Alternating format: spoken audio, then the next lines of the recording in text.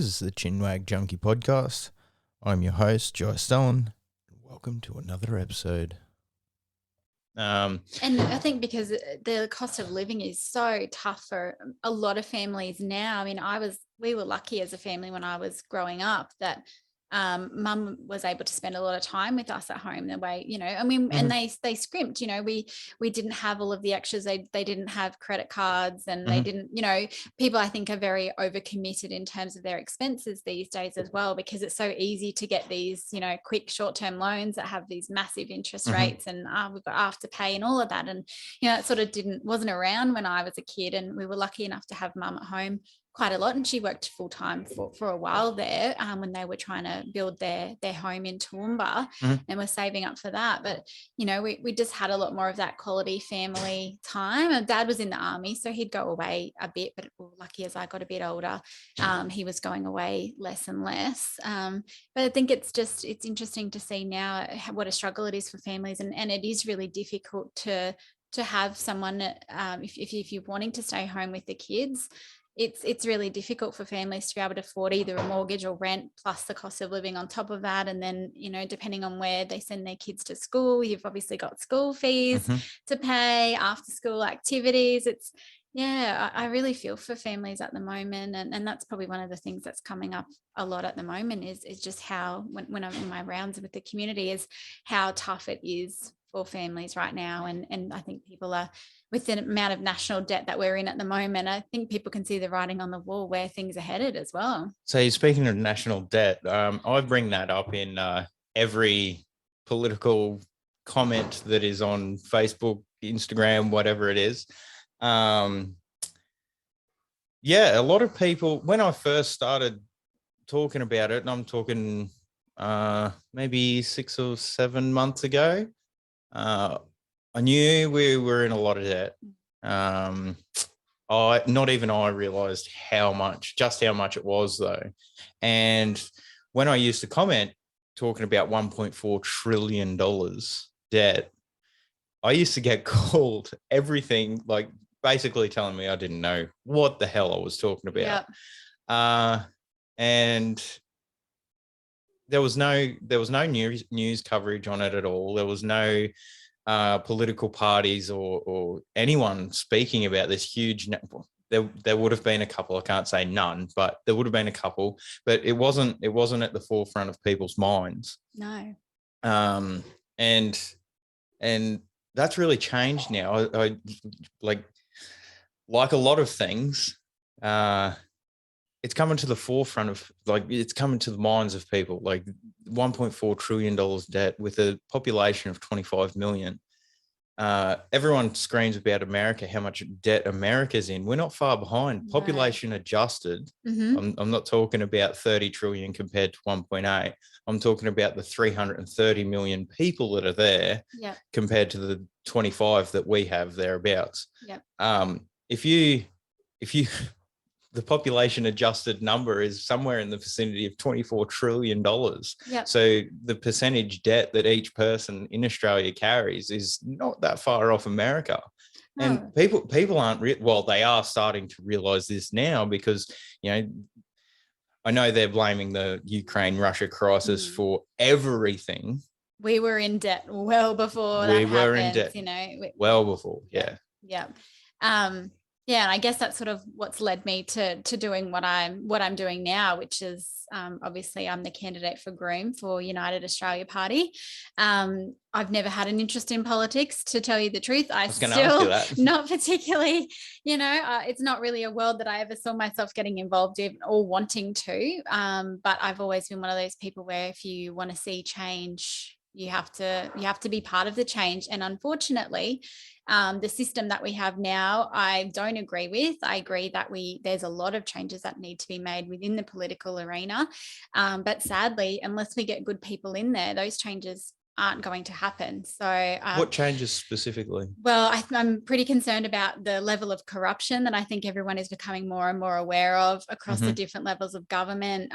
We see it in the way that party members are being treated as well. I mean, that's coming out more and more. You had George Christensen on not that long ago, who, I've got a lot of respect for him. And in his final departing speech in Parliament, he spoke about in the Liberal Party, if you go against the party line, you get ostracised, whereas the Labor Party, they can, completely kick you out. So I think that's really wrong. When you're an elected representative of the people, you should be able to freely express that. And that's, I've got a big problem with the major parties and the fact that they're having to toe that party line, and it takes away their freedom to vote, on behalf of the people who've chosen them to be in that role. So I guess that's sort of one of the reasons why I've started. I mean, I should probably do a little bit of an intro so people know a little bit about my background. No, that's all right. We're having a conversation, so we'll go off on veer off on whatever tracks we go down. But I guess I'm a Toowoomba local through and through. I was born in Townsville. I mentioned earlier that my dad was in the army, so my family was based in Townsville at the time when I was born. So I've got 2 older brothers and my parents. So we moved here when I was very young. So I grew up here, went to kindy here, preschool here, joined, mum had me going to those mothers groups when I was really small. I went to Rangeville primary school and then St. Saviour's High School. And there was a couple of times where I thought I would move away and started making plans to do that. And then for some reason, a new job came up, or for some reason I stayed here, a new relationship. So I've just, always stayed here. My family's here. They've had stints where they've moved away, or my oldest brother's moved away, but everyone's sort of come back here. So my 2 older brothers are here with their wives and their families as well. So we're pretty deep rooted in the Groom community, and I own a home here as well. So I'm not planning to go anywhere anytime soon. And obviously growing up here, I've got a lot of friends here that I've met, over my working career, and friends that I'm, met when I went to primary school and preschool with, that I'm still in contact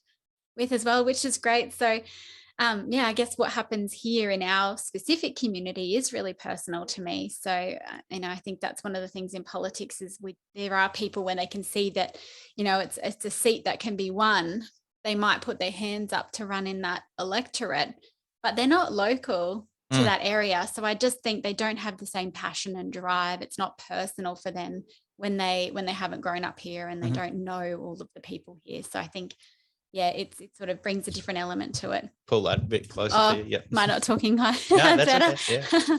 So that's a bit about my personal background, and I've had a bit of a varied career whilst I've grown up as well. I had a stint in real estate, and I worked for Heritage Bank. I think most of the people that live in Toowoomba area or in this area have probably worked for Heritage, or have got, a friend or family member who have. Yes, I had definitely friends. My first bank was with Heritage. I think I quit them when they became a bank though. Yeah, when they went from Building Society. I don't know. It just it was the feel of it, right? And the feel of it just sort of, it was very much more corporate, and I don't know. I think for them, they still work for their members, but the term building society was so sort of far removed from people. But I mean, I think the culture has changed a lot since I was there, and it's been quite a few years since I was there too. The CEO at the time, a lot of people John Minns, he was a very well-respected man and loved amongst the heritage community. He just took the time to get to know people's names. He was just an incredible man, and I really think that culture comes from the top, no matter sort of what industry or workplace you're in. And he really set the tone for, making everyone feel like they were important and valued. As a CEO, it was pretty special. I don't remember meeting him, but I dare say that that's where we went. We went to the top floor of the Heritage building, and I was with the gold stuff on the ceiling. Yeah. So I was maybe 6 years old. Oh, wow. So I can't say who we went to meet, but I went with my grandfather. Yeah. And I remember being so impressed with that thing. It was the tallest building that I'd been in. How many stories is it? Is it 8 or something? I think it's 6. But it would have felt like very high. I was so impressed with it. It was very cool. But anyways, yeah, sorry. Yeah, so I had my bit of time at Heritage, and that was really good. And from there, I also spent some time. I worked for Suncorp and processed insurance claims. That was certainly eye-opening for me, and I found that job really difficult. As someone who's very empathetic to what people are going through, it was really hard to say no to people. Yeah, or having to deliver bad news. Or, one of the things that we had to do was ask someone to pay their excess up front. And I just couldn't do it. People be ringing their houses had burnt down, or, obviously they were in a lot of the time something terrible had happened. And I'm sorry, I can't go around asking you to pull out your credit card when we're trying to get some things happening for you, where the houses have been flooded. And so I think, trying to meet KPIs like that, just the empathetic side of me found that really difficult. And it's, I found it a bit draining, I think, at times, just hearing all the awful situations where people were in. And I worked there. I can't remember exactly what year it was. It was a couple of years after the 2011 floods. And we still had people ringing then whose claims still hadn't been settled. And it was a couple of years, and they were still having to chase things up from that. And I thought that was sort of one of the things that started tweaking for me there. I'm like, we're really not doing enough to look after people here. No, that's crazy. There's so many forgotten Australians. So so safe to say that wasn't really a place for me. It was a good environment. I met lots of great people, and I certainly learned a lot. It's been really important, I guess, for me going forward as being a homeowner, and even renegotiating my car insurance and contents insurance and home insurance every year, even private health. It was a really, really insightful to, we had to know those policy documents back to front. So it's been really helpful, and I've been able to help other people sort of along the way with navigating anything to do with insurance. And it's funny you bring that up, because again, just a couple of days ago, I was talking about this, what we should be learning in school, and economics, and how taxes work, where they go, what they do, things like you're talking about, renegotiating insurance policies, the excess that you need, whether you're insured or not, there's always an excess. I mean, you can usually insure for more, pay more premiums, so you don't have a bigger excess. But at the end of the day, you've always got to have something in the bank to pay your excess, so you can get your insurance in most cases. I was going to say, I think one of the good books that came out that people were really getting into, it was a couple of years back now, was the Barefoot Investor. So I thought about, what he talked about was great. It's just common sense stuff. And, and that's how we were sort of brought up as well when I was growing up, is just, you live within your means. And so a lot of that stuff, I was happy. I was like, I've already implemented a lot of that. I had a credit card when I was 20, and I cut it up pretty quickly when I realized that wasn't a good idea for me. So got it up, paid it off, and I haven't had one since. So I think it's just a lot of the stuff that he spoke was common sense. And there was a lot of information in there, obviously, about insurances as well, because when you think about it, people don't claim on their insurances very often. So, I mean, everyone's got to weigh it up for themselves and look into it for themselves. But there's definitely a lot of savings to be had, and it's worth, once a year, just making a few phone calls and getting a few different quotes. Yeah, for sure. But I mean, if you don't know, you don't know. Yeah, right? exactly. And the way that it is at the moment, no one talks about it. And I mean, my parents aren't exactly, economically savvy. They're probably better than myself, but it's just getting worse and worse. Well, objectively, it's getting worse and worse, especially when it comes to literacy in that sense.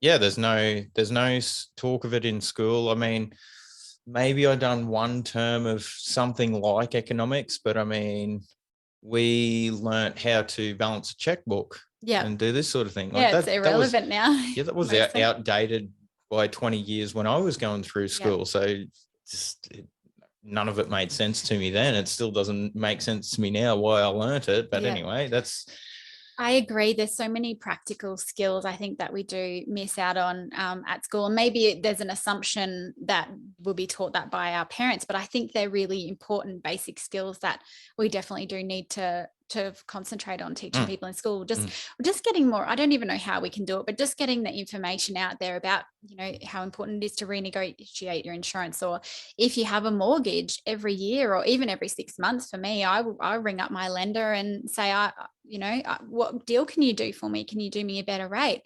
And every time I've done that, they've just dropped it automatically over the phone for me. I don't have to tell them what other banks are doing. They do it. So yeah, they already know. Exactly. So, without having to go to a whole lot of effort, there's savings to be had there, but people just aren't aware of it or are afraid to make the call. But what's the worst that can happen? They can just say no, or you'll find a better deal somewhere else, and you might save yourself a few $100s, might even be a lot more than that, depending on what they come up with. So I think that's really important. I mean, I never got taught how to do a tax return either. Mum helped me in the younger days when I, was just sort of starting out and had to do it. But as my financial situations got a bit more complicated, it was something that I've outsourced. But yeah, it's just those important basic skills. And I think it's a bit scary where I can see maybe our education system is heading. And I think that is a worry for a lot of people that I've been speaking to recently. I think there's a lot of conversations that need to be had between parents and their children, whereas now we're heading in some directions where I think it's inappropriate lessons that teachers might be having to teach children that. So I think that's a bit of a worry for me and a lot of people that have kids, in terms of where things are going in terms of teaching kids about sexuality and a few other issues, I guess, that are coming up at the moment. I just don't think that there's a time and a place for that. Yeah, for sure.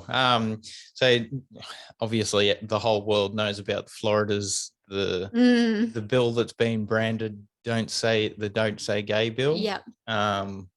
Which is kind of crazy because that's not actually what it is. I guess it's just the wrong people don't like it and they have a lot of influence with social media and it's caught on, I guess. But I definitely know what you're saying. I don't think it's a controversial topic, obviously. It is, but I don't think that whether you're straight, gay or other, I don't think you should be teaching, kids. I don't think you should be teaching kids about sex and sexuality at such a young age. I 100% agree. They don't even know how to do multiplication and know their times tables by then, yet we're teaching them about sexuality. I think we're taking we're taking their childhood away from them. I think it's inappropriate. And I'm 100% all about everyone being accepted. Everyone should be able to live the life the way that they choose. And I don't. Kids already do that though, right? Exactly. So we don't need to be going into detail about that. I think that's not a conversation to be had at school. I also want to add that there is a big difference between teaching body parts anatomy and that sort of thing and teaching explicit content. There's no other word for it. Let's be serious. Exactly. There is a big difference between that, and I don't have a problem with my kids being taught what they have, so to speak. But yeah, that's about as far as I would like a school teacher to take it. If they've got any other questions, I would like to. I think parents have a role to play. They have to step up to the plate. When I think as society has progressed, if you want to call it that, progressed through time. We've outsourced, like you were saying about your taxes. We've outsourced a lot. Yeah. And I think that's one of the things we have outsourced. And I don't think we should be. I agree. And I think it is challenging too, because I think a lot of teachers feel that they've had to step into the role of parent. I think because a lot of the way the lifestyles sort of are of people at the moment as well. So I think for me, I'd like to see us getting back to a lot more of that grassroots family stuff. And that's where a lot of my values lie, and that's sort of how we've been brought up and community coming together and supporting each other. We're just getting so far removed from that. People don't know their neighbors anymore. We don't have the same I guess values, or we seem to be living a lot differently to how it was when I grew up. And obviously there's a lot of progress and development. We can't stay the same all the time, but I just think I'd like to see a lot more of that happening, and everyone not being so in their bubbles where everyone's just so busy all the time and we're working so hard for all these things that we not necessarily can't necessarily afford to have these extravagant lifestyles. Or Convenience. Convenience. Everything that's sold to us as convenience is generally not been great for us. So yeah, for sure. Yeah, it's just getting back to that and remembering what's really important. All right. So do you think that you could win the seat? Look, we're obviously up against a lot. It's the second safest Liberal seat. And I think the reason that we've got a lot of people in this area still voting Liberal is because they believe that they are the most conservative of all of the parties. And well, my opinion is that I don't think that they are as conservative as people think. I think they perhaps once were, but I think they've strayed a long way from their roots and what they've stood for. So, I think if people can realize that there is another conservative option out there, if they can forget all of the fanfare and all of the noise about Clive and all of that, I think they'll start to see that our values actually are quite conservative as well. Just common sense stuff. Common sense party is what I think that we really are, who stand for Australian values. Look, obviously it'd be a massive shake-up. I don't think in all the time that we've been established here in Groom have we ever really steered too far from Liberals, Nationals, or I think there was Australian Citizens Party. And we've never had a female representative in this area here either, which I think is quite interesting. And not to get on the bandwagon about that either, because I don't think, obviously I'm a woman, I identify as a woman, and I don't want to go down that path so much, because I think it's more about the substance of the representative rather than their gender. Best person for the job. Best person for the job, exactly. It's not about male, female here. I just think that's a really interesting point, that we've only ever had men representing us here. But I think, I don't know if there's a time to do it. I think it's this election, and just obviously I've been getting out and about a fair bit in the community recently, and there's a lot of support out there, more than I realized. Actually, we did a bit of a roadside group this morning, so I've got my yellow shirt on. You can sort of see the top of it. We'll get a photo. Yeah, we'll get a photo of that. There was a big group of us this morning, and I had so many volunteers show up. I had no idea how many people were going to show up, and we had a big group of people just really keen. Like, people just want to see change, and it was really great to see majority of people were giving us waves or thumbs ups or toots or smiles, or a lot more than anyone who was doing the opposite. And then just in my tours around the community, I've had so many people coming up saying, we've always voted for the majors, but we won't this time. We feel so betrayed by them. We're sick of this two-party system. It's corrupt. We need more people in there who are actually for the people and aren't career politicians or haven't been handpicked for these roles, and groom for them from a young age and then just popped on in when pre-selection time comes. So look, can we win it? I don't know. I'm certainly in it to win it. I think the good thing about our parties too is the minor parties are all working together. And this is something that I've been trying to highlight on my social media recently, is that you're not going to see Labor and Liberal out there campaigning together, whereas we're doing that. It's literally us, the minor parties who stand for a lot of the same values and principles, are standing together. And for me, at the end of the day, if it's not me, I hope it's one of those guys, as long as it's not Liberal and Labor, as long as it's not one of the majors, I hope it is one of those guys. And Grant Abraham from One Nation and I are actually going to do a bit of a tour of the electorate together, just introduce ourselves and say, well, you decide your preferences, so you've got to put people somewhere. So the preferences, yes, this is one thing. So much misinformation. Oh man, it's everywhere. I think every time the Chronicle posts something about voting, it's, you always get this, a vote for one of the minor parties is just a vote for liberals. And I'm like, if that's how you vote, then you're right. But if you have the preferences, no one can give your preference away to another party. So if you vote correctly, and that's the big thing, correctly, then they can't just move your vote from one person to the other. We're not in that sort of a society yet. we're not in that sort of society. And it's crazy the amount of people that say it. Yes. It's just, oh, and I just don't know how to overcome that. Honestly, I feel like I get that question multiple times a day. And it's just because Australians have never, majority of Australians have never shown an interest in politics before. I've never, our system's complicated. I'm still learning. I've never shown an interest in politics before either. And I think it's just overcoming that, because again, that's not really something we're taught about in depth at school, which I think is actually really important. So it's overcoming that. I think there's been a lot of confusion too, because there was a preference arrangement between the Liberal Democrats, who are they're vastly different from the Liberals. So people just hear that name, Liberal Democrats, and they just assumed that there's a preference deal. That's where our preferences are going for United Australia Party to the Liberals. And that's just not the case. If people went and had a look at the policies that the Liberal Democrats have, I think they would be, I think they would definitely be considering them and making sure they're worthy of a vote as well. So, and when we talk about preference deals as well, it's not some sort of backroom deal. It's literally, if we had a Liberal Democrats candidate here in Groom, which we don't, when I'm handing out how to vote cards, it'll have me number 1 and they would have been on there as number 2. So that's how that works. If you don't resonate with what that party has to offer, you don't have to follow the how to vote card. You can change the order. So it's a guide. I mean, that's certainly how we recommend you vote. And now the party will do an analysis of the order to try and help give us the best chance. So obviously that's how we recommend you vote, but it's totally up to the voter. We cannot go and just take a big chunk of votes and say we're giving them to the Liberals.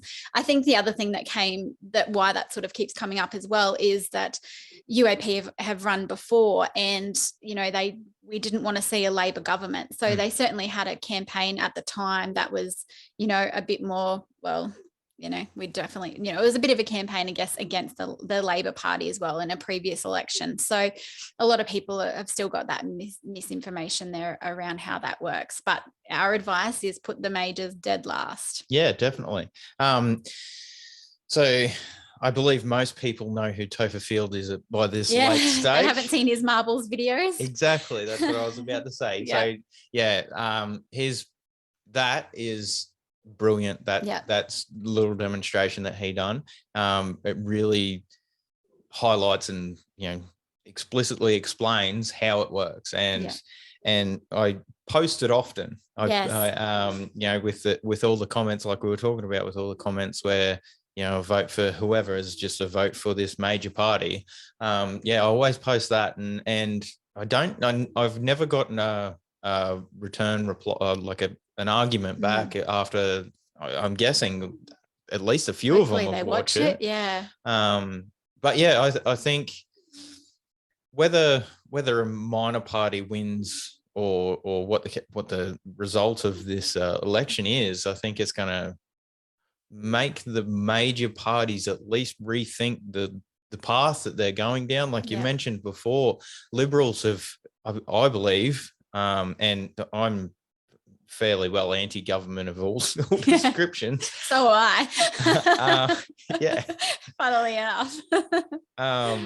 But I sort of think that the Overton window has definitely moved a long way to the left.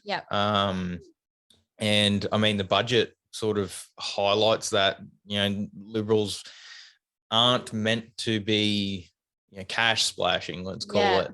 And this one, they seem to just be buying votes at wherever they can. I mean, and it's a joke as well. $420 for a year for cost of living expenses. What a joke. That's gone for most families in a week, or just trying to fill up with fuel. Like, it is totally a vote buying exercise, that $250. If you spread that out, you can barely, if you work that out, you can barely save it up to buy a cup of coffee a day. It's just insanity. And I think the concerning thing too is that they've done a 6-month budget. It's 6 months, halving the fuel excise for 6 months.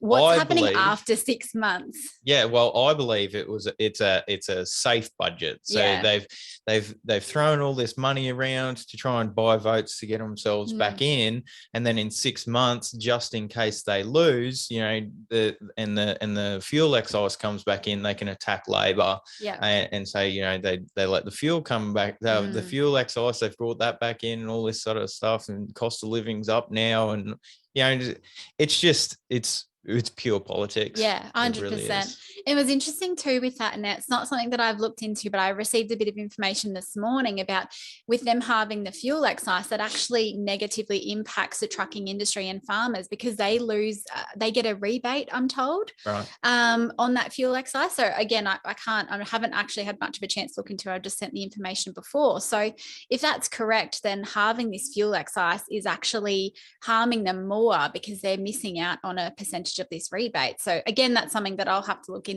and other people might be able to help me out with that, and other people might be more across that. But if that's the case, and that's, you know, a bit of an Indian giver kind of a situation there for a lot of people, UAP's policy on the fuel excise is to freeze it permanently at what it is now, which is the 44.2 cents, I believe. So, you know, whilst that may seem high, and I think that it is high, I think it's something that we should still be considering down the track. We could do a bit more with that, or remove it altogether. Yeah, I think removing it altogether would be much better. At the moment, the plan is to permanently freeze it. So at least that gives people a little bit of a certainty that things shouldn't be changing in that, or won't be changing in that aspect. Because what's going to happen if we've got 6 months of halved fuel excises? Are we going to come off that 6 months and then they're going to put it up to try and make up for the 6 months they've lost? We've got, where's the commitment? Yeah, exactly. We can't trust these people. So at least if we say we're permanently freezing it, then that's not going to change. I'd love to see it scrapped altogether, but, you know, we can see how we go if we form government, which is obviously our plan. It's interesting that we're catching up today, because our economic policies for United Australia Party will be released today. And I think that's going to be a major, major tipping point when people hear what our practical plan is to repay this $1.4 trillion worth of debt in a very reasonable time frame. And our plan for it isn't going to be coming out of the hip pockets of Australians. We're not going to increase taxes. Whereas, you know, Albanese came out the other day, I think it was on with Carl Stefanovic, he wouldn't commit to not raising taxes, wouldn't commit. So how's that going to work? Whereas for us, it won't be coming out of Aussie's pockets. And I think when they hear who's going to be paying our debt back, they'll be pretty happy. So hopefully, so you can't tell me? No, I can't. Well, when's this going to go out? Let me think. What's today? If it comes out after announcements. When was the announcement? Yeah, it's this afternoon. Oh yeah, definitely. I can put this out until tomorrow. Yeah. Okay. Great. Well, the plan is that we obviously here in Australia, we are big exporters of iron ore. Who is the main China? Country. Yes. They need our iron ore. We provide 80% of it to Asian manufacturing. 80% of our iron ore goes to them. 80% of the iron ore that they need comes from Australia. That's where they need to get it from. So we're going to put a 15% tax on that. So they'll be the ones paying back our $1.4 trillion worth of debt. And we can achieve that over 20 years. So I think that's pretty amazing. Yeah. So it sounds good. Is there anywhere else China could turn to, though, to look for their iron ore? They do get that. Obviously there's a 20% that they have to make up from there, but can they meet the demands? Yeah, so that's I don't know. my question. I don't believe that they can, from what I've been told. So I think that we're going to really hold a lot of power there. And it's not just China, it's Asian, you know, a lot of those countries, they all get their iron ore from us. So I don't believe we're going to take a massive hit in that regard, from what I understand. So I think that's going to be a really good policy. The other one that we'll be introducing is, under the Constitution, the federal government has the power to freeze interest rates. So we'll be capping interest rates. They will not go over 3% for home loans. So I think that's a big one as well, because we've already seen if people were fixing their interest rates sort of towards the end of last year, we've already seen them go up dramatically compared to now. I think you can look at CBA towards the end of last year, they were, 2 point something. And we're looking at 4% now on a fixed rate loan. And there's going to be a lot of people coming off their fixed rate terms. They often do them for 2, 3, 5 years. they come off those fixed rate terms. They've been paying the same amount for, you know, however many years they fixed for, and then they come off at a much higher rate. You know, what could we be at? Even if you were fixed and you're paying 2% and you go up to 4%, that's massive. It is. That is a massive amount. So this is one thing that my American friends, working in oil and gas, I sort of meet these people, and I have talked about, different aspects of financial system, how it's different between America and here. And one thing that they can do is, most do, is when they buy a house, what the interest rate is at, that's the interest rate for the term of the loan. I'm talking 30 years. So they have an interest rate of, pick a number, 6%. Yeah. Their interest rate on that money that they borrow for that house is 6% for 30 years. Yeah. They're not locked into it, so they can, exactly the same as us, if they find a better offer somewhere else, or the interest rate goes down and they want to stay with the same financial institute, they can stay and they can reapply and they can get a new loan for the remainder of the house at a lower interest rate. Yeah. And just the whole interest rate, the whole term of the loan is at the interest rate that they borrowed at. Yeah. And I've always wondered, ever since I found that out, which was a fair while ago now, but why isn't Australia like that? It just seems like is there tax involved in it that the government is missing out on, or is it greed from banks, or what's going on there? I've always wondered, and I don't subscribe to the greed from banks, because if it was that case, then America would do it as well. Yeah. There's no laws making American banks do that. It's just how they operate. Yeah. Well, that's interesting. Strange. Yeah, that is interesting.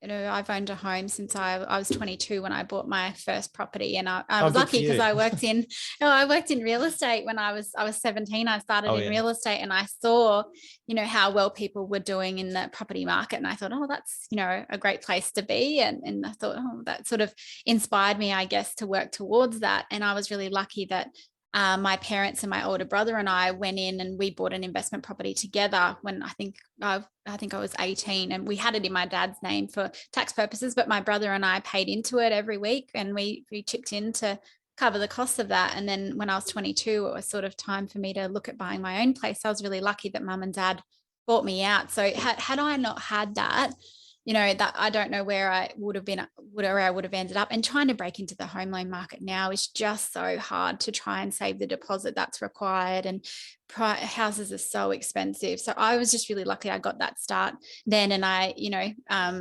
sacrificed a lot, being at that age. There was a lot of things that I missed out on that other people my age were doing. I don't regret it. I think I was really lucky that I was able to do that. And I actually only just sold that property at the start of last year. I kept it as an investment. Congratulations. For a while. Thank you very much. I think I wish I hung on to it for a little bit longer, but it was the right move at the time, because I could see the writing on the wall where things were heading last year in terms of, everyone knows what's happened with the vaccine mandates and whatnot. And as someone who's a healthcare worker, I actually worked in health for Queensland Health for the last 6 years. I could see the writing on the wall there back in 2020 where things were going, even though we were told we were crazy for saying there's going to be a vaccination, it's going to be mandatory, you won't be able to work, you won't be able to shop, you won't be able to go anywhere, you won't be able to travel without it. We were all told we were crazy, and look what's happened. Even when they started the rush to produce the vaccination, and we said it's going to be mandatory. I lost a couple of friends over that whole situation. I said mandatory, it's going to be mandatory. And I was told, it'll just mandatory to them meant it'll be available. Recommended and made available to as many people as possible. But so that's what they were saying. But right? We knew that it was a lie, because the goalposts always move with government. So yes, so it was why I sold my property at the time, because I could see that things might be changing for me dramatically in the future. Yeah, right. So you were laid off? So I've actually still been employed by Queensland Health. I actually just had to resign. My last official day with them was on Monday, because you can't hold a position, a public office position, with government to run in a federal election. So I had to quit. However, I was still on the books. Yeah, still on the books. So we've had obviously a bit of a battle, myself and thousands of other healthcare workers across health and Queensland Health had a battle happening in relation to the vaccine mandates. So unfortunately, it was a difficult decision for me. I had to take myself out of that fight, and I've sort of stepped into a new one, I guess. But, you know, I got into health because I had my own health experiences where I felt like I wasn't treated fairly, and I didn't feel heard. I went to so many medical professionals when I was having health issues and couldn't get answers, and was just, you know, told to take this pill or that pill, and that's just how you are. There was never, I just didn't feel like there was any sort of support there. And instead of getting better, I just got worse. So for me, I wanted to get into health because I've always wanted to work in areas where I can help people. And I felt like with that job, I was really able to do that. And where I ended up in my career with Queensland Health, I felt like I was really in a position where I was making a difference for a lot of people. We were able to address a lot of issues for people. They just get so lost in the system. And so it was really rewarding for me. It was a difficult decision to make. And it was spent a lot of time grieving, having to step away from that. But here I am now. That's unfortunate. Where? Oh, someone at the door. I'll be back. All right. Sorry about that. Back to it. That's all right. Guy from Kent State. Anyway, what were we saying? What were we saying? I have no idea. I can't remember what we were up to. No, that's completely lost it. Moved on.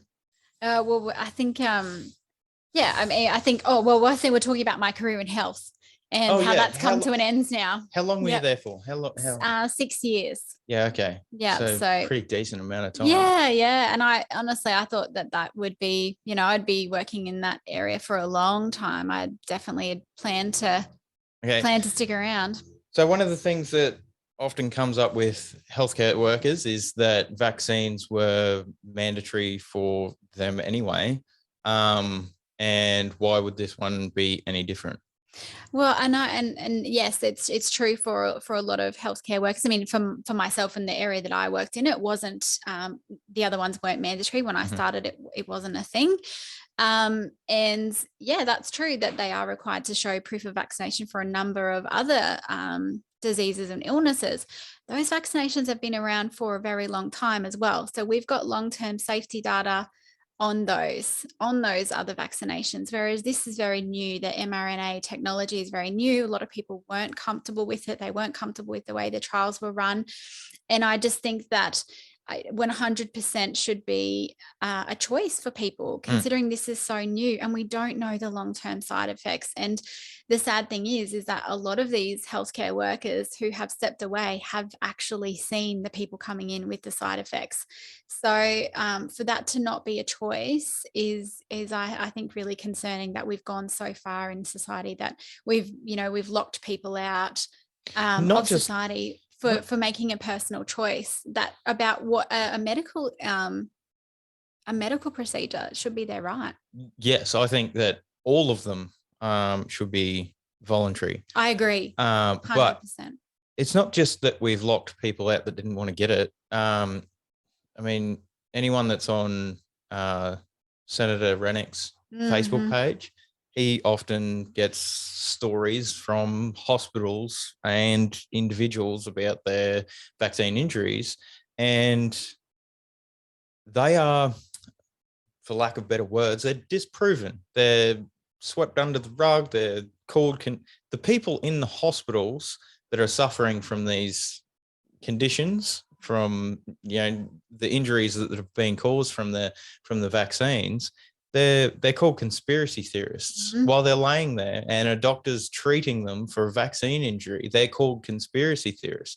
That is fucking disgusting. Sorry for swearing. No, it is disgusting. And they're all being told that it's in their head.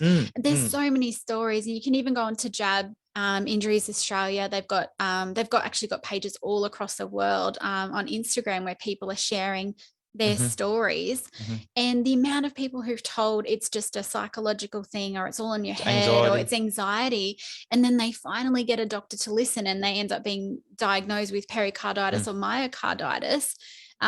It's so awful. All these people who've been fine until their vaccination, they've had no health concerns, and then all of a sudden they've got all of these issues that are unexplainable, and they're just getting no help. They're just, and that's, I guess that's why I got into health as well, because I had experiences that were really similar to that.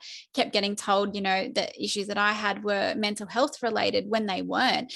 The fact that I kept getting told they were mental health related did end up causing me a lot of mental health issues in the end.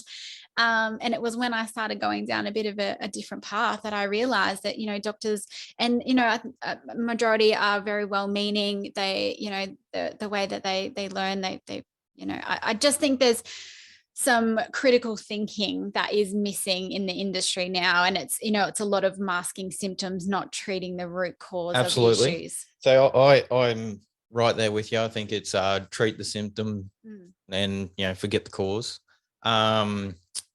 We had an issue with my eldest son. He developed an ear infection, got really bad, and we kept going back to the doctors, and they kept saying, you know, he's got an ear infection, take this antibiotic. And, you know, I think it was a time, it felt like a time schedule thing. You know, they didn't really put the time in. And then when they did, we got a helicopter flight to Brisbane for emergency surgery on him. So, you know, it got real bad real quick.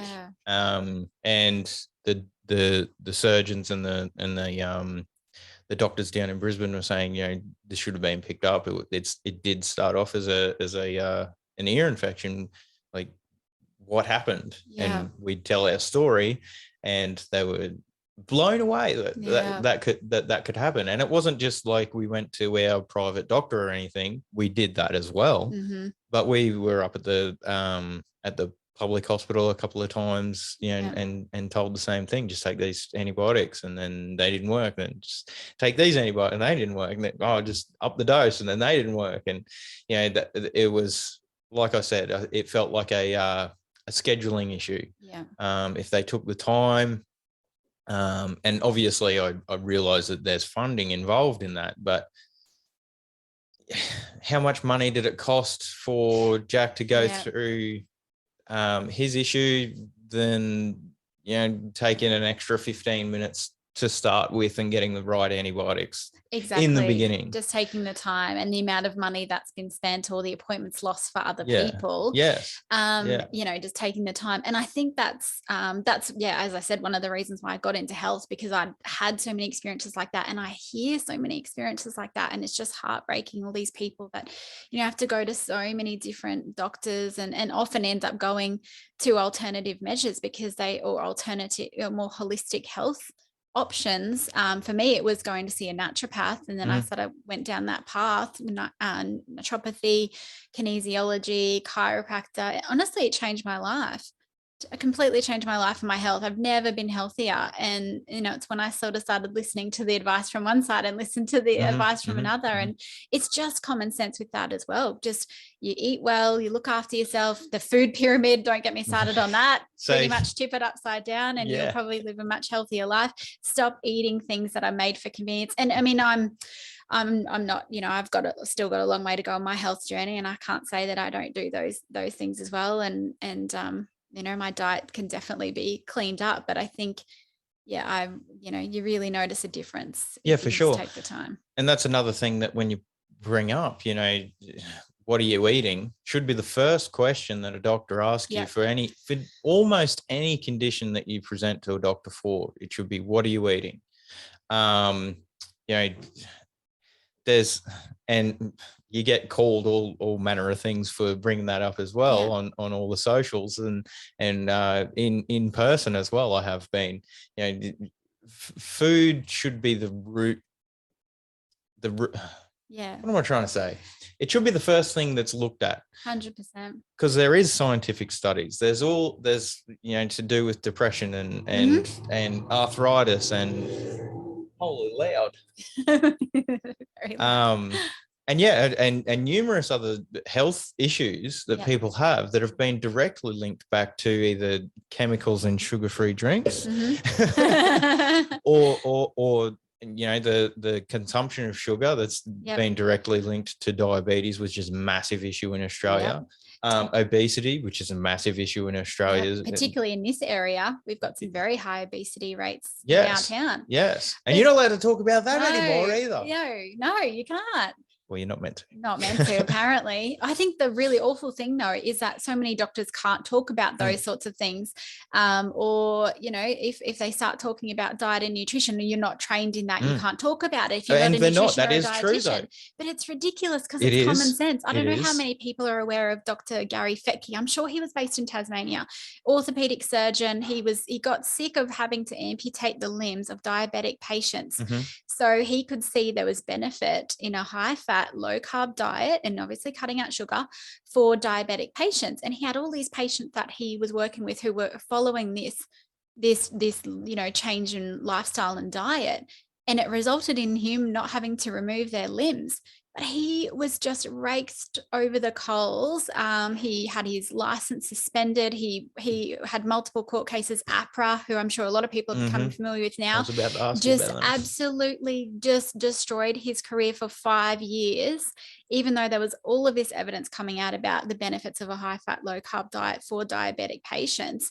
And he fought and fought and fought. And in the end, he eventually won. I'm sure he didn't get an apology for them, but now it's very commonly known that is very beneficial for people with diabetes. And he saved all these patients' limbs, and they were getting up and saying, like, thank God for him, because, I could have lost my leg or had my feet amputated or all of that. So it's just so disgusting that that they have this governing body that can dictate what they can say when these people are trying to do the best thing for their patients. And that's the problem that I have at the moment, because I obviously, from working in health, I have contact with a lot of healthcare workers, and I'm talking allied health professionals, doctors, nurses. I'm still talking to people on the front line who are seeing what they're seeing, and they don't agree with how things have been handled for the last 2 years. But it's absolute career suicide for them to speak out. So a lot of them are trying to help behind the scenes. And I think if people knew who were behind the names of the doctors who were behind the COVID medical network, they would really be listening and paying attention to what this group has to say, because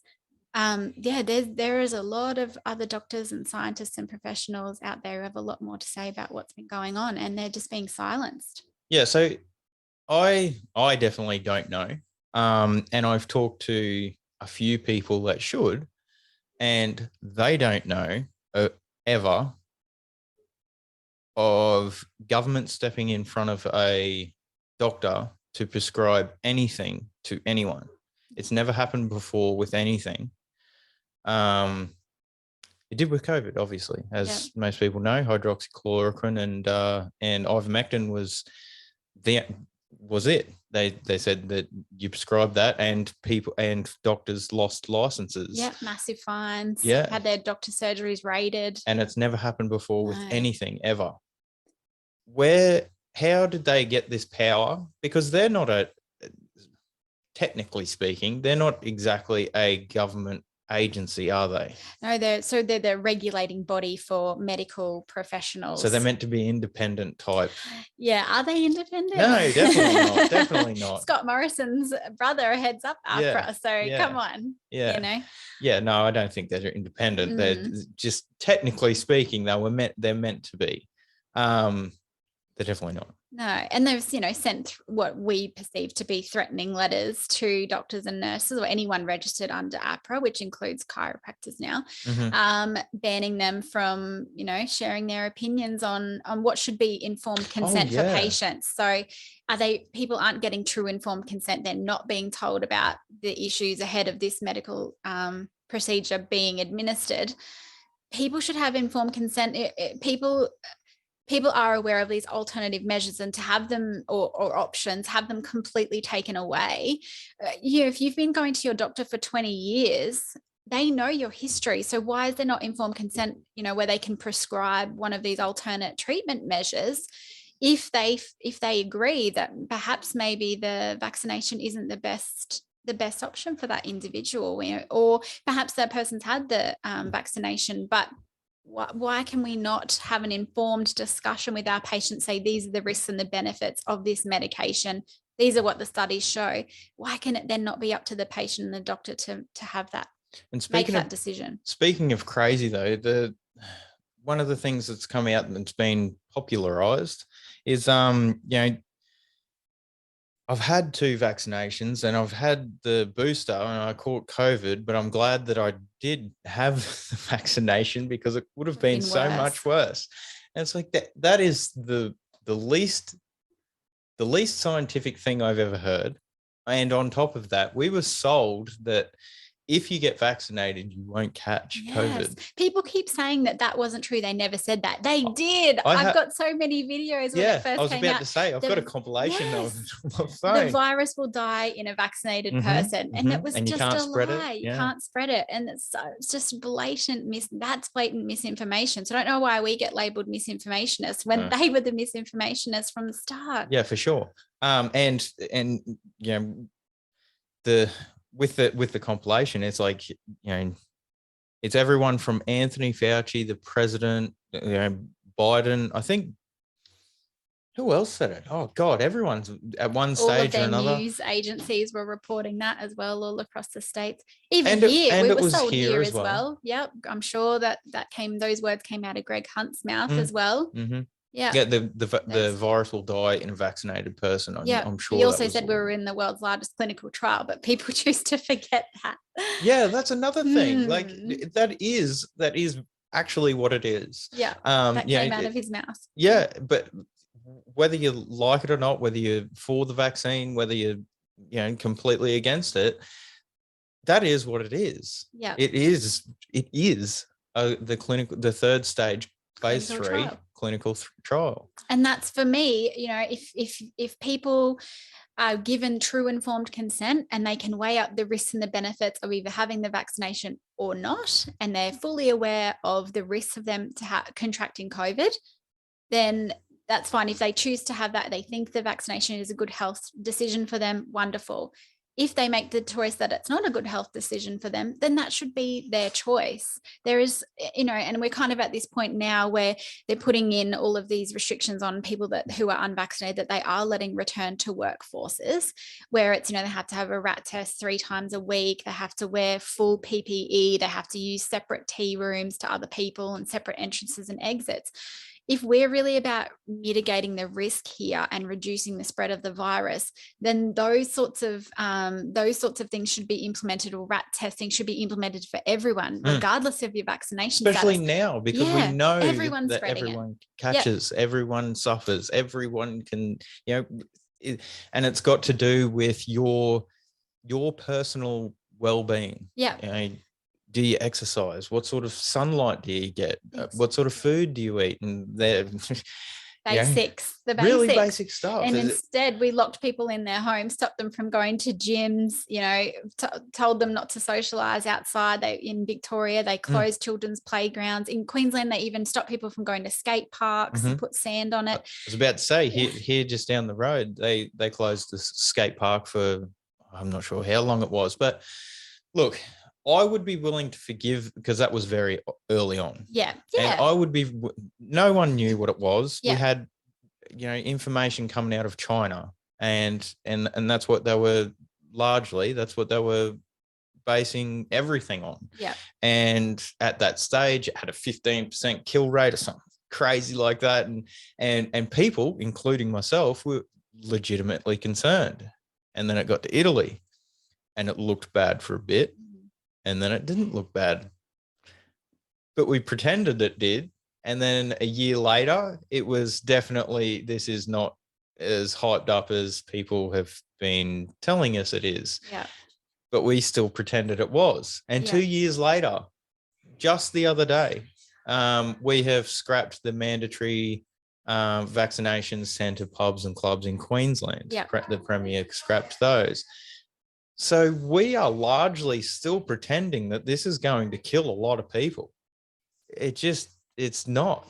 And I think we've missed a really important opportunity for some really good health messaging here in Australia over the last 2 years, where we could have actually been doing a lot more education on what people can do to be a lot healthier, so that they're in a much better position if they do get unwell to be able to fight it and get over it really quickly. And some of these alternative health measures that are proven, so there's so much scientific evidence out there to support this. Why is that not getting out there? We just had this one silver bullet and that was the only option, or stay home and take Panadol. I mean, is it really that bad if you're just being told to take Panadol, stay home and rest, and go to ED if you get worse? There's so many other things people could be doing. And I've had the virus.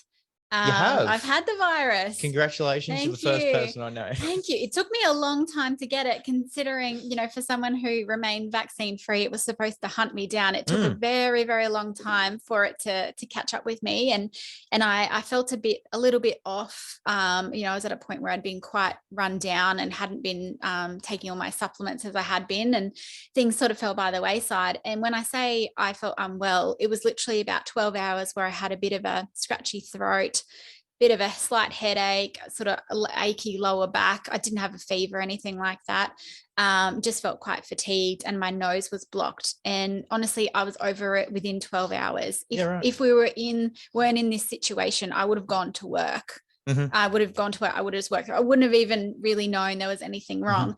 I did a rat. I'm still pretty skeptical about how accurate the testing is, because people are using rats and they'll test Coke. Negative and positive. Testing oranges and citrus, and they turn positive, or they'll test themselves and it'll say negative and they can do it the next day and it's positive, or do them on the same day and get two different answers. So for me, I did it out of curiosity and it went positive straight away. So I stayed home. I did the right thing. I mean, I was not even symptomatic within 24 hours. So the 7 days isolation, I think, is a killer for most people, because majority of the people I've spoken to that have had it now are, fine within 48 hours. So for me, it was the mildest virus I've ever encountered. I've definitely had worse flus. I've had worse hangovers in the past that have lasted longer. Yeah. So now that you've said that, I retract my previous statement. My dad and family up at Childers has had it. Yep. Forgot about them. Oh, whoops. Anyways, my dad, definitely a picture of health. He's not. He caught it, and he said a similar thing. He said he was crook for 3 days, felt like a hangover that just wouldn't go away. Yeah. He said he's definitely been sicker with a lot of different other things. Yeah. And my sister, she caught it, and she reckons she didn't feel anything. She just had it, asymptomatic, if that's what you want to call it. And yeah, I mean, my sister's boyfriend didn't get it, and they didn't isolate from each other at all. And it didn't spread through the whole family. So I don't know. It's interesting, isn't it? It's not as, it doesn't seem to be as contagious as we're led to believe, because I've got so many people who are vaccinated and unvaccinated, a lot are who are unvaccinated, who've been around people who've been positive and they haven't caught it. They've shared drinks and then found out, the person was positive the next day, but haven't caught it. It doesn't seem to want to infect a large number of people, which I find really interesting. And it's not taking away from the fact that some people have been really unwell from it. We know that. I think, oh yeah, for sure. Yeah. But I mean, people also get really unwell every year from the flu and a multitude of other things. And I think it does depend on, like we said, your genetic makeup or your health at the time. Yeah. And that can change from week to week. If you're really highly stressed, you're obviously going to be a lot more susceptible to coming down with something, or if you're not looking after yourself, or you're not sleeping well. But for me, it was over very quickly. And I actually didn't even really believe, I'm like, did I even have it? Was that test? Because I didn't have a PCR test and I've never had one, and I didn't see the need. I had my rat. I did my 7 days, stayed at home, and, that was what we were meant to be doing. I don't think that was I don't think it's called for, but obviously in a position that I'm in now, I wanted to work towards what we were supposed to be doing, and it was a good opportunity for me to rest, because that was just when I'd come back from Canberra as well, so it'd been pretty full on. I had a lot of work to do from home. So I actually had an antibody test to see, like, was that actually legit? Did I really have it? And it showed up that I'd been exposed and had it. So well, done. I'm glad it's finally over and done with. January, February, March, end of March, I came back from Fiji 2020. Yep. While we were over there, Fiji got their first case, first two cases, sorry. They were both at the same time. A pilot and his grandmother tested positive while we were there. And we were due to fly home Saturday morning. And this was Wednesday-ish lunchtime. We found out about it. And between Wednesday and Saturday, it was chaos. It was absolute chaos. Everything shut down. All the flights were gone. It was mass exodus out of the hotel, the holiday home type. That we were staying in. It went from a few hundred people there to, I think we were one of two families that were left by Saturday. That's insane. Yeah. Between Wednesday and Saturday, we caught, when we went to the airport, we started freaking out a little bit. Rightly so. Yeah. We went to the airport and caught the last plane from Fiji to Australia. Wow. And the third last plane leaving Fiji for indefinite amount of time. No one knew. The other two that were leaving, one was going to Singapore and one was going to Las Vegas. Not sure how that works, but that's where they were going. And yeah, there was a lot of people in the airport. Too many people for three planes. And like I said, we're in Fiji, and I could only imagine that there was a lot of places and a lot of people that suffered that same thing. I don't know.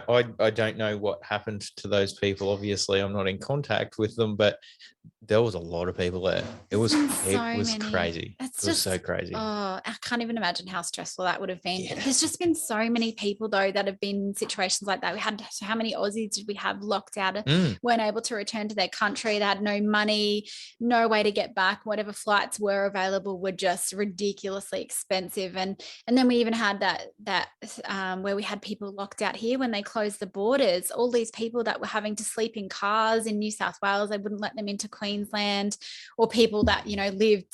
There was instances where people had a business in one state and lived in another, and they weren't able to access, you know, either, or people you're having to pay rent in one state and couldn't access their home in another. There were so many people that missed, you know, really important family events. So many people weren't able to attend funerals to go and say goodbye to loved ones. There was people that missed out on weddings and, you know, everything in between. It was just heartbreaking. There was a couple of local families here that got severely impacted by the border closures, just trying to get home, and then just the red tape and bureaucracy to try and actually, you know, get the information out there and come up with a reasonable solution to try and get these people home. It just didn't seem to be one. Everyone was just falling. All these people were just slipping through the cracks and just being completely forgotten about. All they want to do is come home. It's just insanity, or being forced into quarantine when they could have easily just isolated at home for whatever time was required. So that was one of my biggest issues that I had with both state and federal governments, all of them. The closing of the borders. You know, we were the only country, I believe, I could be wrong with that, but we were the only country in the world that wouldn't let our citizens leave the country. You know, that didn't happen anywhere else in the world, let alone them come home, which was disgraceful as well. So disgraceful. And then on top of that, again, talking to American friends, not being able to come back home after leaving the state. They couldn't wrap their head around that. And then it even got further than that. It went, you know, more micro than that. And, you know, Sydney had that ring of steel, and Dan Andrews put one around Melbourne for a while. If you left that, or you couldn't leave that to start with, but if you somehow did, you couldn't re-enter. Yeah. And it's like, What's going on here? It was insane how many people didn't see that there was a problem with that. Yes. It was just like Stockholm syndrome here. And it was just the rest of the world was and is still looking at Australia in horror, just thinking how can they be doing that to their own citizens? It was just insanity. Yeah. And it surprises me how many people still think that was okay. Yeah. It just blows my mind, and we just can't ever allow that to happen ever again. So you win. Well, there definitely won't be any lockdowns happening under us, because that's just completely wrong. There no more border closures. So how would you go about rolling that sort of those emergency powers? Is there a possibility of rolling them back or canceling them, throwing them in the bin? Yep, throwing them in the bin. Federally, there's a lot of power to, federally, we have the power to overrule under the Constitution. Federal and state laws are federal trumps it. They've been getting away with a lot of things, saying it's under the guise of a public health emergency, but there are a number of other ways that we can combat that, and particularly around the mandates as well. There'll be no domestic vaccine passports. Craig Kelly has a bill ready to go. He tabled it last year in Parliament twice, and obviously didn't get the support that it needed. But federally, they can 100% step in to put an end to these powers. Why do you think ScoMo didn't? That's the $1 million question, isn't it? Because he said multiple times, no mandatory vaccinations in this country. So why the state's been able to get away with this? And even then, there's other things they could have done, where it could have limited their access to the Australian immunisation registry, and stop that from being used to be able to hold people's jobs to ransom, basically, by having to provide a vaccination status. And I think even Jared Rennick has said, we'll make the states pay for their own vaccinations then, instead of providing them federally. But there's certainly the bill that Craig Kelly has ready to go. We'll put an end to that. And if there's anyone wanting to challenge that, I think they'll find themselves in the court system pretty quickly as well. So with Jared Rennick saying, the state should pay for their own vaccinations if that's the route they wanted to, the problem that I would have with that isn't so much that, yes, what he's saying is true. It's more when you're talking about Daniel Andrews and people like Anastasia Palaszczuk, they would say, okay. Yeah, exactly. And then that's more money coming out of Queenslanders' pockets, or that's less money we can invest into infrastructure and rural. So I'm not saying that I necessarily agree with that sentiment, because I agree. I think it's going to really hurt the states in the end if that's the route that they take. But it was another option, I guess. Yeah, for sure. And up. Like I said, I don't disagree with what he's saying. It's just what the type of people, the type of people that he's talking about would just say, yes, okay, that's fine. Where's my rubber stamp? Yeah, it's not my money. Exactly. Because that's the way that it seems that. The premiers in particular, and after the budget, I'd have to include the federal government, sort of look at tax money. It's like, it's not mine. I don't care. It's just, where's my rubber stamp? Exactly. Let's get this spent. Exactly. Just splashing cash like nobody's business. I mean, even if you look at how much it costs someone just to have a PCR test, and how many of them have been negative versus positive, like that is just insanity. The money spent on those PCR tests could have easily, could have built the new Toowoomba hospital that we desperately need. And for some reason, the state government, we were waiting since early last year for them to announce the funding. It went through all of the processes that it had to go through, that new hospital. It went through all of the stages. The plans are done. It's ready to go. It went through all of the government committees. And for some reason, the state government still hadn't announced the funding. So what's happened to that money? Went into WellCamp. Yeah, exactly. Is that what happened to it? Well, it seems that way. Where is the money? Where is our new hospital? Why is there still no commitment to us getting that? And it's going to take 8 to 10 years to build the thing. Yes. And we've still got no plans to start it. Yes. So this detention camp that's out at WellCamp, that's privately owned, and we renting taxpayers just renting it back. Yes, exactly. They built that in a record amount of time. Why couldn't? And now I've been up to the public hospital since I've got 3 kids, right? So I'm going up there. Yeah, things happen. In 2 years, I'm definitely going up there. So when I rocked up there, the COVID ward was outside in the parking lot. It's a tent. Oh, the big tent. Yes. Yep. And I was asking about, what is that? And it's like, that's the COVID ward. That's it. It costs a lot of money to set up that infrastructure too, because it wasn't just at Toowoomba Hospital. They had them at multiple rural hospitals too. It's the testing sites or the isolation area. Toowoomba Hospital did actually have a dedicated COVID ward. And they made a lot of plans for how they would actually treat COVID patients, but that was set aside separately, obviously, so that they could keep those isolation protocols in place. So it was barely used. Yeah, and on top of that, let's say let's just pretend they've done the right thing and they made all these plans for COVID getting out of control and all the rest of it. And take that however you want to. They still built Wellcamp. Yeah. They could have turned Wellcamp into another, maybe not a wing, but definitely some sort of clinic. They could have had a testing center there with people with isolation beds and all the rest of it. And when COVID is finally at the point where we are now, they could have gone, oh, we didn't need that. Maybe we can still use it for cancer patients that haven't gone away.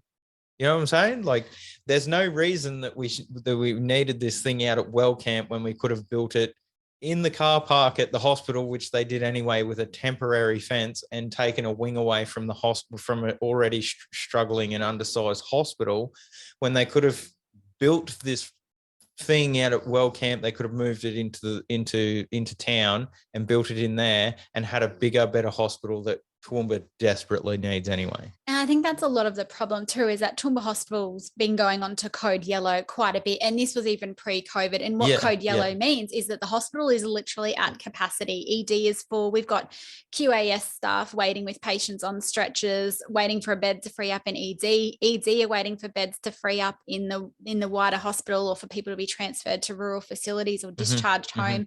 Maybe some of them shouldn't be getting discharged home either. They probably still need some care. But what are you going to do when you've got emergencies piling up, and we can't have QAS staff standing around all day in corridors of ED, but they're not allowed to offload them off a stretcher until they have a bed. So that is a problem, and it's only gotten worse. And so, like you said, this is pre-COVID. Pre-COVID, it was bad. The tent and whatnot, that was what they done. But pre-COVID, the waiting times in the emergency department were crazy. Yeah. The whole public health system. I know, Anastasia blames the federal government. And the federal government says it's not our issue because the state government handles healthcare. And it's like, we're all the ones in them that miss out. Yeah. Because they can't get it together. Yeah, they have their fight, and we cover all the healthcare for both of those parties. Yeah. And the general person that may not be able to afford health insurance or whatever the case may be, relying on the public health system, they, like you said, they're the ones that miss out. Yeah, we're the ones missing out because the two governments can't work together. And I think that's one of the things I found really frustrating, I guess, just from working in government, is even just intergovernment departments, just trying to get anything done is absolute joke. The paperwork or the committees have to meet to get things done. I was lucky that my boss at the time was a lot more about action, and anything to do with patient safety is what that trumped it, and we would deal with the rest later. He was always making calls based on what was safest for patients, and we would deal with the rest after. And all of the bureaucracy and the red tape and the procedures and the rubbish that what gets in the way of actual action being taken.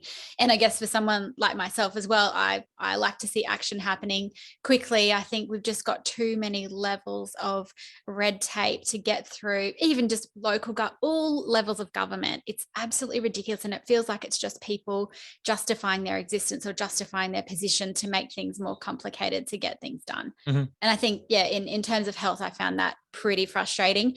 And the other issue is that the emergency department at Toowoomba Hospital was actually expanded 2018, 2019.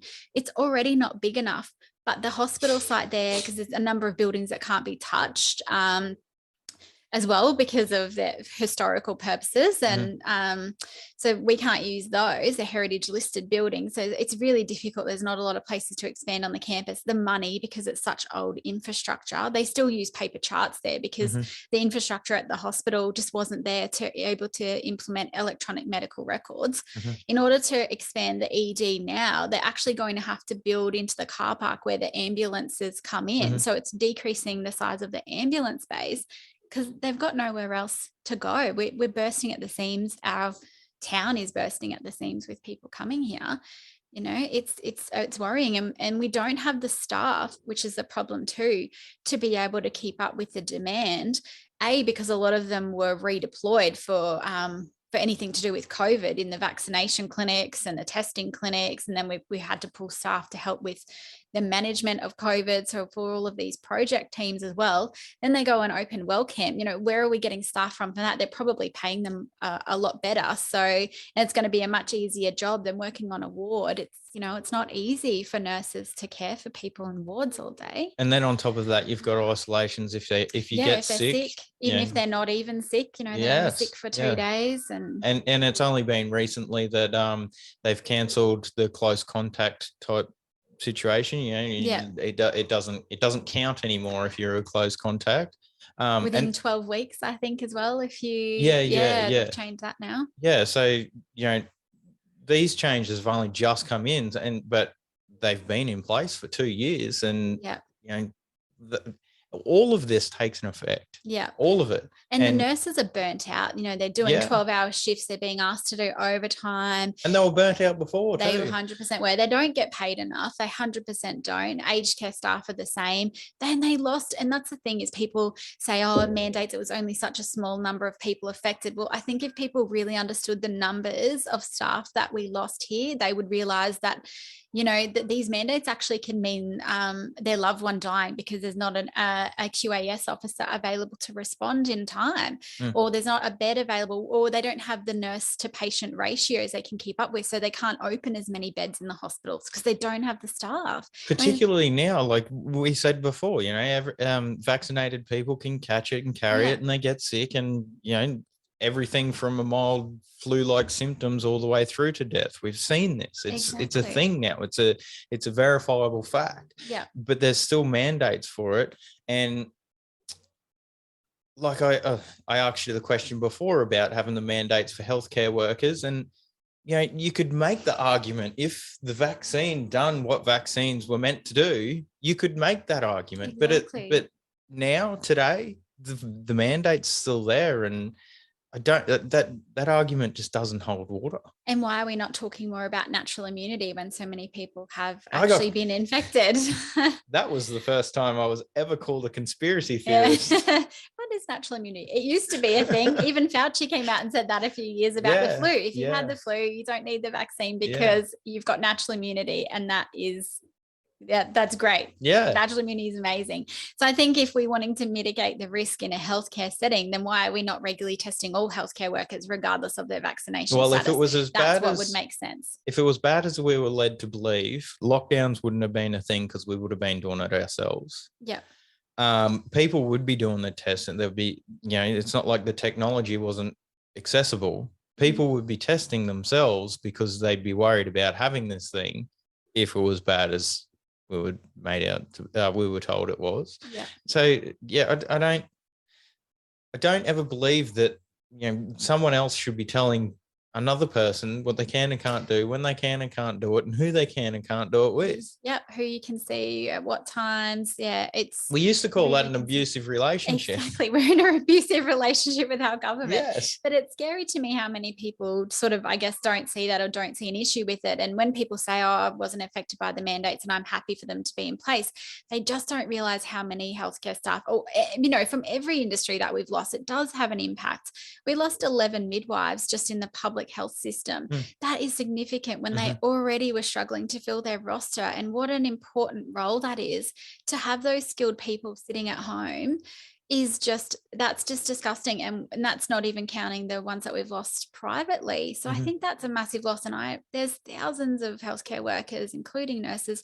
It does have an impact, especially when so many of them are being redeployed to the COVID responses. So that means that elderly people aren't getting the care that they need and deserve in aged care.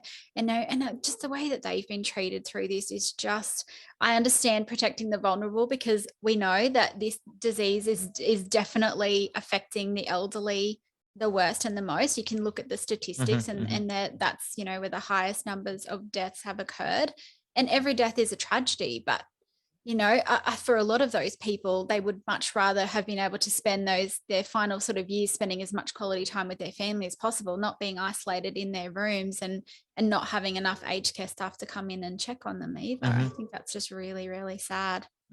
Yeah. Yeah, and me too. The way that we do treat our elderly, just in terms of the aged care pension as well, is another thing that's I find quite upsetting.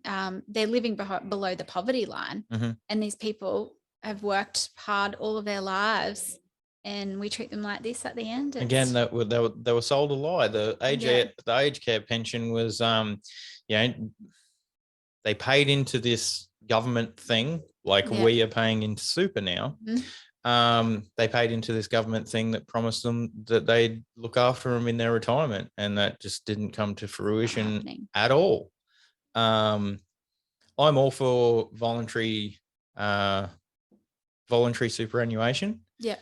But I've also read a lot, and I'm a little bit concerned about it now that we've got this thing going on in Eastern Europe there with Russia and Ukraine. As soon as the government needs that money, they have full access to it, which I'm not really a fan of. So, I know the Liberal Democrats have said that, they're going to make it a policy where you look after your own money and you're allowed to access it and spend it whenever you feel. I'm sort of on board with that. Yeah. What does UAP have to say about? Well, in terms of super, that's actually something that was going to be one of our policies that's released today, that everyone will hear about. So much of our super is invested overseas. Yes. So the plan for UAP is to return at least $1 trillion of Australian super to Australia, so we can invest it in infrastructure projects here that will actually benefit Australians. So we need to stop funding all of these overseas projects and get it back here for the people who are actually paying their super, so we can benefit from it. So I think that's going to be a big one. We don't have any specific policies at the moment. It's not to say that we won't, about how people can access their super. I tend to agree. I think it's, people are going to need to be able to access that money at different times in their lives. I think it's a concern if they don't have, a bit of a nest egg as they get older. But what I would like to see happen is that people who are retired should be able to work and work at, a certain amount of hours per week without that impacting their pension or whatever benefits they're receiving. It shouldn't have an impact on that. I think we should be able to let them do that. And because I think for a lot of people, once they retire, they've still got a lot of energy. They've still got a lot to give. And a lot of them do still want to be, contributing. Why should they not be able to be involved without getting penalized? That's my thoughts on it. Yeah, that's good. Especially if there's plenty of jobs available and they're highly skilled people. Yeah. One thing I've noticed going through while I was on the rigs, experience, downturn comes, and it's a little bit different. Obviously, it's not retirement, but downturn comes, all the experienced hands go to different jobs. Yeah. Whereas we're talking about retirement, they retire, but they go to a different job, and they don't come back. Yeah. And that part is very true. Like you lose all the experience when you're talking about retirement. Why can't they move into a more, desk orientated, teaching sort of, I don't know, 100%. Positions where their experience would be worth, it's gold, it's real gold. Yeah, I agree. And doing a bit of mentoring for people who are learning, I think it's so important, and giving those people a purpose. And again, going back to being locked down, what's the difference between being a voluntary lockdown, retirement, and bored? Yes. Compared to what a lot of people had to go through with COVID. Like the similarities are definitely there. I understand there are major differences, but being alone and bored is one of the worst things that a human can do to themselves. So definitely.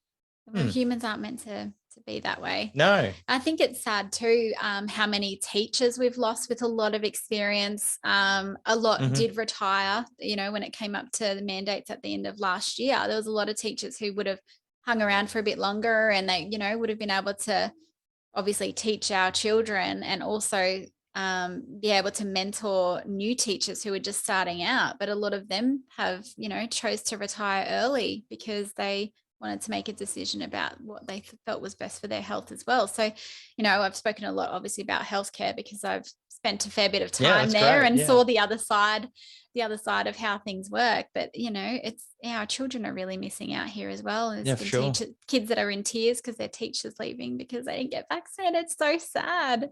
I just think it shouldn't happen. It should never have happened. And I think that's obviously, we've spoken a lot about the vaccine mandates and that today. And obviously, I think if people haven't seen that United Australia Party stand against lockdowns and domestic vaccine passports, they've probably been living under a rock because it's been pretty heavily publicized. And I think a lot of people are just thinking that's all we're sort of about. So I think when all these economic policies start coming out, or if people actually start looking at what we stand for on the website with our other policies, they'll see that we just want to stand up for the rights of Australians and put Australia first. That's where we lie. And we're running candidates in all 151 seats, and 150 of us are not career politicians. Obviously, Craig Kelly's been in the game for a while and he's running for his seat of Hughes. But the rest of us, everyone's just like me. We're all just everyday Australians, and we don't like where our country's headed. We want to put a stop to the digital ID. I'm pretty sure you've had some conversations about that. Yeah. We're very much against that. And for me, I think it's just been really great because like the collaboration between us as a team, not just with other parties, but within United Australia Party, has been amazing. So many of these people, you feel like you've just known them forever. If you need something, we've got a big group chat, you just jump on there, and everyone's just willing to help each other because we're all fighting for the same cause here. And the same with the cross-party collaborations. I just think that's amazing. I don't think people really grasp how incredible that is, because whilst everyone's running their own race, there's us that are banding together to really make a difference here. And like we said before, it's, we just hope one of us gets in as long as it's not the majors. But you don't see them doing that. I guess they band together in Parliament, don't they? Because they vote together 90% of the time they vote the same. But I think it's just really nice to see that majority of the people who are putting their hands up in these minor parties are doing it for the right reasons. It's not about ego or power. I mean, honestly, I'd actually rather not be in this position. I just felt called to do it because I thought, if not me, then who? And I've been sticking my neck out on a lot of these issues for quite some time now, and now I'm doing it in a very public way. And to be honest, it's been, I've had a few experiences. The majority of people have been very open, and even if they don't necessarily agree, they've been not rude or aggressive, but I've had a couple of instances, where I've had people I'm wearing my yellow shirt and there's, a guy screaming at me in a petrol station the other day. And, so I'm putting myself out there and I'm taking the hits here because I really believe in standing up for our community, which is what I've been trying to do for quite some time now. So hopefully people will get on board, and I hope they get to know me and can put aside any preconceived ideas or misinformation they're hearing about Clive. Because at the end of the day, Clive is one person in a party of over 85,000 members now. And, I think if we've learned anything over the last 2 years, it's we can't believe a lot of the things that we get told in the media.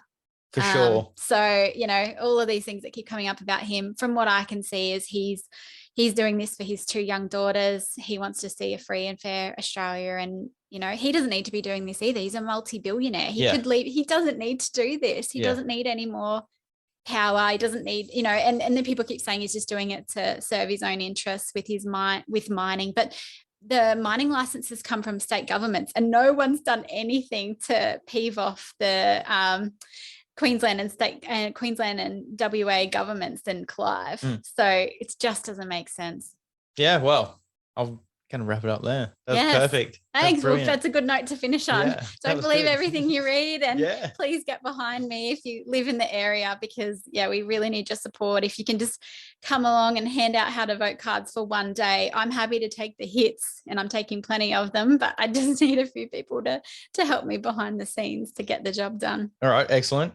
Now, I'm not going to forget this time. Where can we find you? Best place to find you, your party, all of the details. Best place to find me is to follow my Facebook page, which is Melissa Bannister UAP for Groom. If you can follow me on there, I can kind of keep up to date with what I'm doing. If you want to get my emails, just get in contact with me via Facebook, or you can email me groom@unitedaustraliaparty.org.au and just let me know if you want to be kept up to date, or if you want to volunteer to help. You can get in touch with me that way. Otherwise, you can also have a look on our United Australia Party website. All right. Excellent. Great. Thanks so much for having me, Jai. Thanks for coming. Good.